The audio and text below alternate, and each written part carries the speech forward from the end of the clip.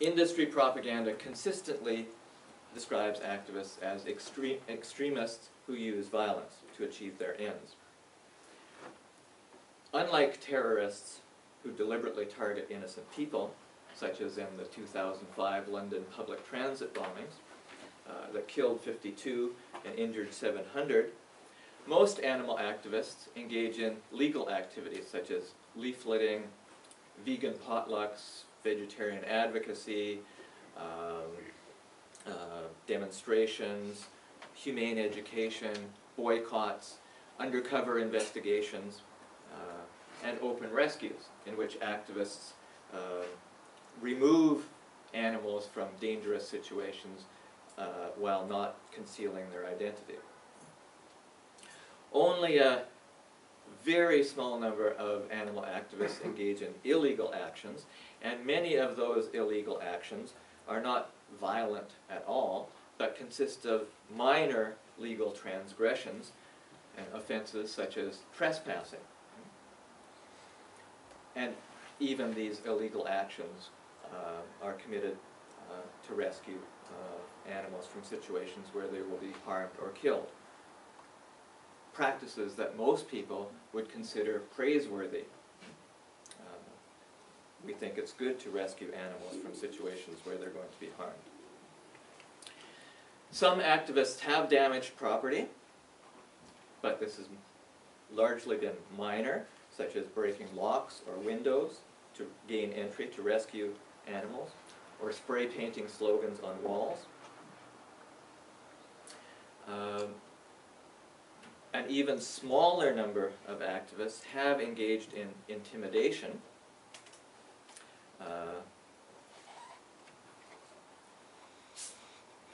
and some of those actions are illegal, and undoubtedly they've been unpleasant for those people who have been targeted, but I don't think that it is appropriate for us to equate actions such as the sending of black faxes to corporations with acts of deliberate mass murder, such as setting off a car bomb in a crowded market to deliberately kill as many innocent passers-by as possible.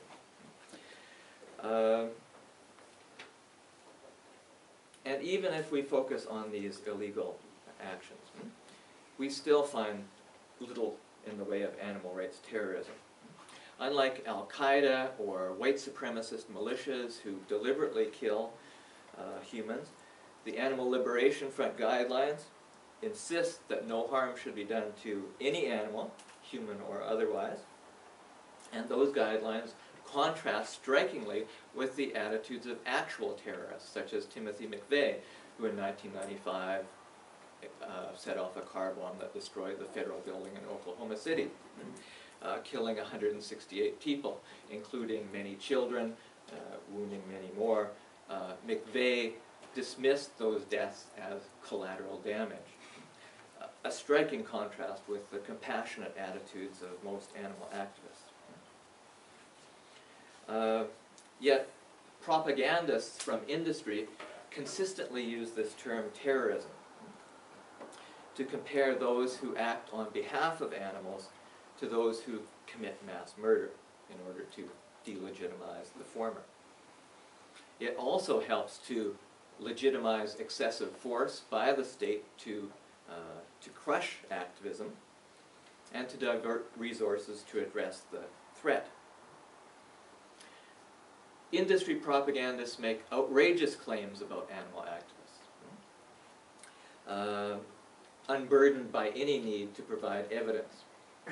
For example, after the 2001 destruction of the World Trade Center, industry propagandists made frequent comparisons between animal activists and Al-Qaeda.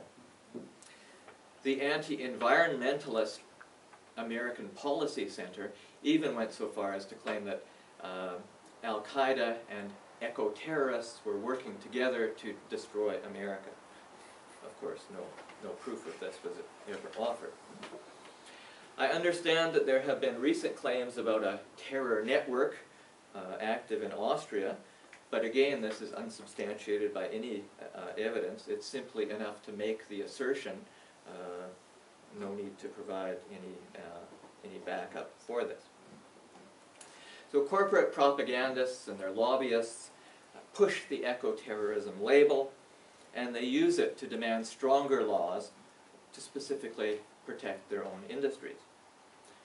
Those industries channel millions of dollars to lobbyists, to public relations firms, and to front groups to create and disseminate anti-animal rights propaganda and to influence government to create stronger laws and silence their critics.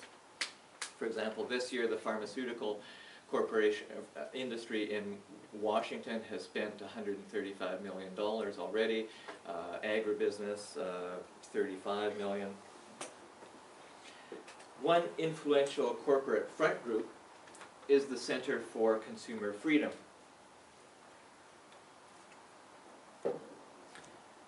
The CCF campaigns for repressive laws against animal activists while claiming that it is defending consumer freedom and promoting what it sees as common sense about using animals.